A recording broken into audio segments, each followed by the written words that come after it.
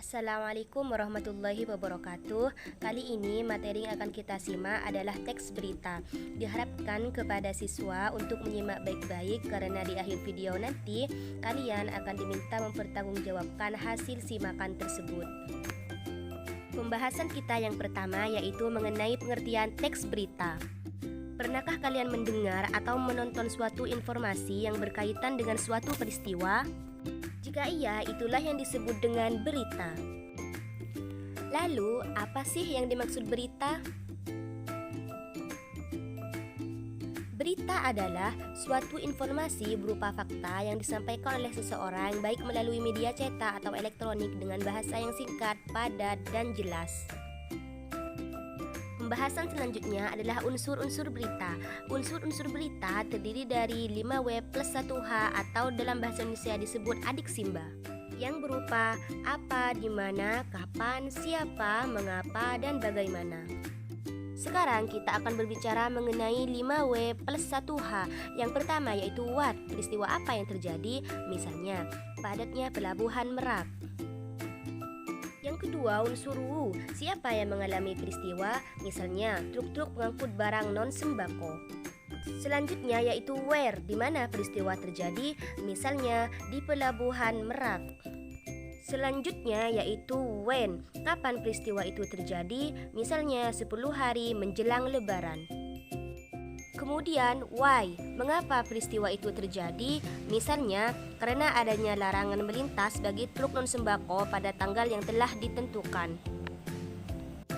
Yang terakhir how, bagaimana proses peristiwa itu terjadi, misalnya proses tersebut menyebabkan antrian pada truk. Selanjutnya yaitu struktur dan unsur-unsur kebahasaan teks berita. Struktur teks berita. Struktur teks berita menggunakan pakem piramida terbalik, di mana bagian paling atas dianggap paling penting dan bagian paling bawah dianggap kurang penting. Selanjutnya kita akan berbicara tentang unsur-unsur kebahasaan teks berita. Yang pertama yaitu penggunaan bahasa baku. Bahasa standar lebih mudah dipahami oleh umum. Bahasa-bahasa yang bersifat populer ataupun kedaerahan akan dihindari oleh media-media sosial. Contohnya wisatawan, masyarakat, kualitas. Penggunaan kalimat langsung. Kalimat langsung ditandai oleh tanda petik ganda dan disertai keterangan penyertanya. Penggunaan kalimat langsung terkait dengan pengutipan pernyataan-pernyataan oleh narasumber. Contohnya, bantuan sudah ada, tegasnya. Konjungsi bahwa. Konjungsi bahwa berfungsi sebagai penerang kata yang diikutinya. Hal itu terkait dengan pengubahan bentuk kalimat langsung menjadi kalimat tidak langsung. Contohnya, Astrid mengatakan bahwa ibunya pingsan karena lelah. Kata kerja mental.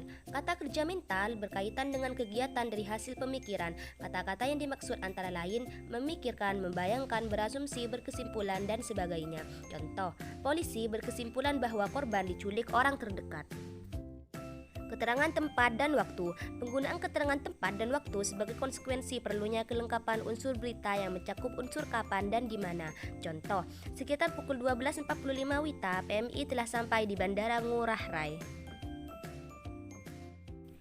Konjungsi temporal. Konjungsi temporal berkaitan dengan pola penyajian berita yang mengikuti pola kronologis atau urutan waktu.